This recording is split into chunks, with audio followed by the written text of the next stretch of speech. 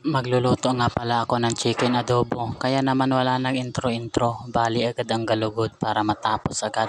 Wala nga kaming sundang na hiyad at kutsilyo lang gamit ko, kaya puro git-git na lang muna ang gagawin ko rito. Pero kahit papano nakakatalab din naman siya. At malalaki nga ang hiwa ko dito kasi pang adobo cut lang naman ito, hindi naman to pampulutan kaya hindi natin kailangan pinuhan. At saka kutsilyo lang ang gamit ko kaya hindi na natin pwede pamliitan, madudurog lang ang kalalabasan. At dito nga ay pityo na lang ang aking hihiwain at matatapos na rin. At nasa 1 kilo at kalahati nga pala ang chicken na to at aadobuhin ko lamang lahat. Gabi na kasi, kung magtitinula pa ako ay masyado ng abala. Kaya naman ay ginisa ko na agad dito ang ating sibuyas. At isang buong malaking sibuyas nga pala ang ginamit ko dyan. At pagkatapos ko nga palang ilagay ang sibuyas, isinunod ko na rin ang ating bawang. At bago pa nga ito masunog ay ibinulog ko na rin ang ating minarinate na chicken dito. Mapapansin nyo nga ay hindi ako naglalagay ng luya sa aking mga niloloto. May acid reflux po kasi ako mga kabady ko. Hindi po tayo pwedeng kumain ng maasim na pagkain, maanghang mga kabady ko. Sa ngayon nga mga idol ay tiis-tiis lang muna tayo. Kapag gumaling tayo ay pwede na rin naman kahit ano ang ating mga kinakain. Nag-add nga rin pala ako dito ng wash na asukar mga idol para mas lalong pumula ang ating adobo. At dito nga po ay naluto ng ating adobo. Tara kain po tayo.